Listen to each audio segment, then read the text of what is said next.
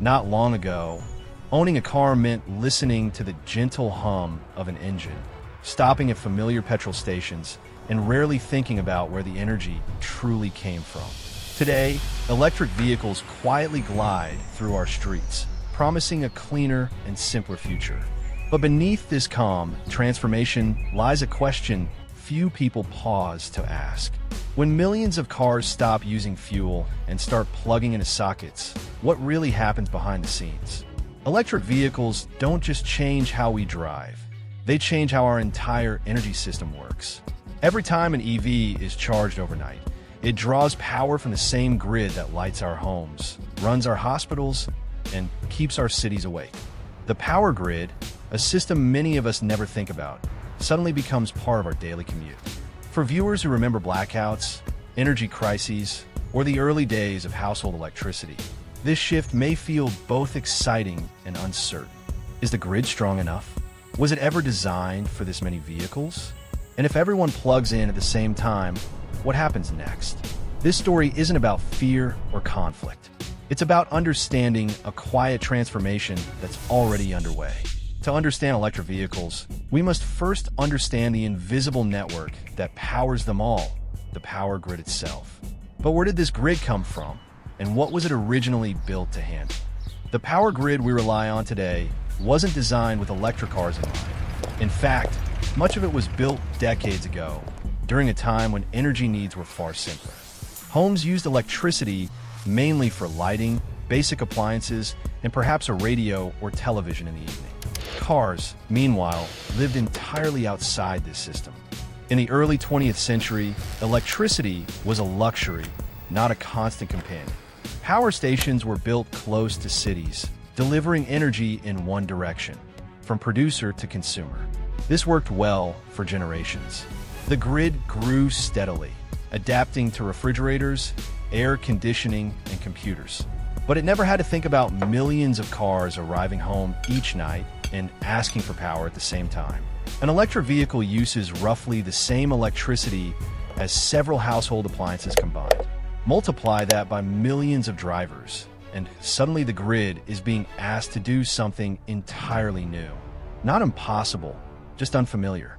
Yet history shows us something reassuring. The grid has adapted before. It adjusted to televisions, to the internet, and to entire industries moving online. Each change felt overwhelming at first, but solutions followed. So if the grid has evolved many times before, what makes electric vehicles feel different?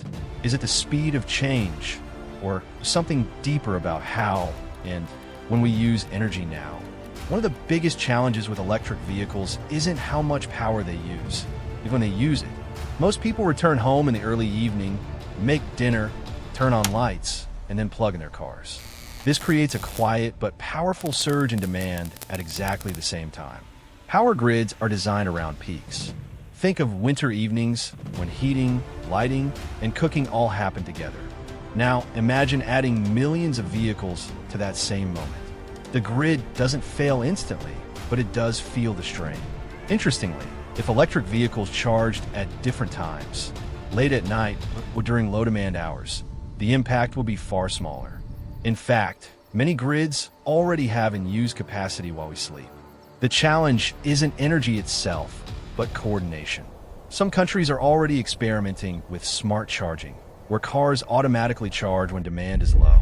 Others offer cheaper electricity overnight, gently encouraging better habits without forcing change. This raises a quiet but important idea. Electric vehicles don't just need electricity, they need timing. And if timing is the real issue, could technology and simple planning turn a problem into an opportunity? Here's where the story becomes unexpectedly hopeful. Electric vehicles don't only consume energy, they can also store it. Each car is essentially a large battery on wheels. When connected wisely, these batteries could support the grid instead of stressing it. Some newer systems allow vehicles to send electricity back to the grid during peak times, then recharge later when demand falls.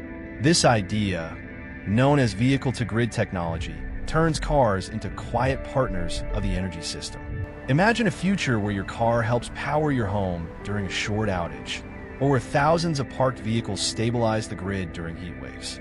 This isn't science fiction.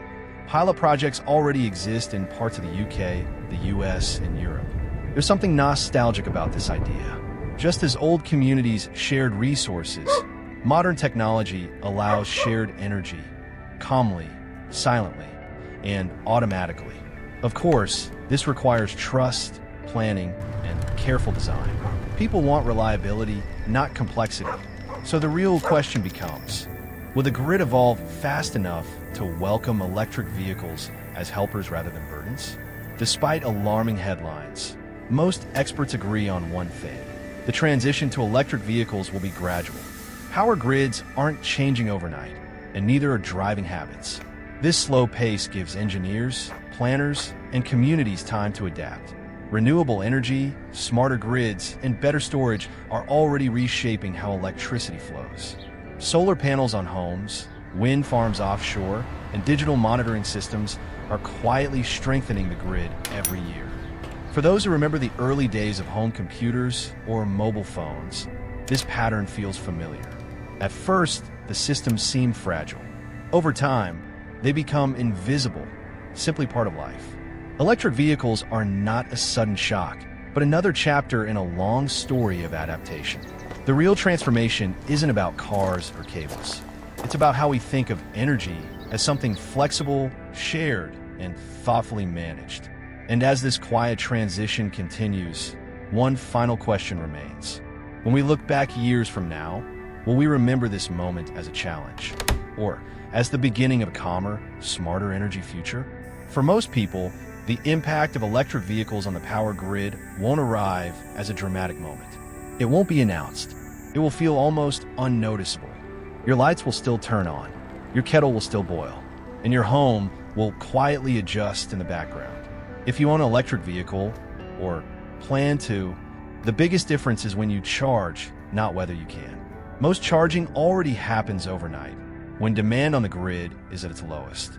That's why many electricity providers offer cheaper nighttime rates. It's not a trick, it's a gentle way of keeping the system balanced while saving you money. In some neighborhoods, local upgrades are already happening. Transformers are strengthened, cables are improved, and smart meters help manage demand without interrupting daily life. These changes are planned slowly, often years in advance, and usually go unnoticed unless work is happening on your street. It's also important to understand this. A power outage doesn't mean the grid is failing. Grids are designed to protect themselves by temporarily switching off small sections rather than risking larger problems. This has always been true, long before electric vehicles existed. So while the conversation around EVs can feel technical or overwhelming, the reality at home is surprisingly calm. Small changes in habits, smarter technology, and gradual upgrades are quietly shaping a system built to adapt, just as it always has. And as this new relationship between cars and electricity settles into everyday life, the final question becomes a simple one. When technology changes so quietly, do we even notice we've entered a new era? If you found this calming and helpful, consider liking the video and subscribing to Mindora for more quiet insights like this. And if there's a topic you'd like us to explore next, feel free to share in the comments.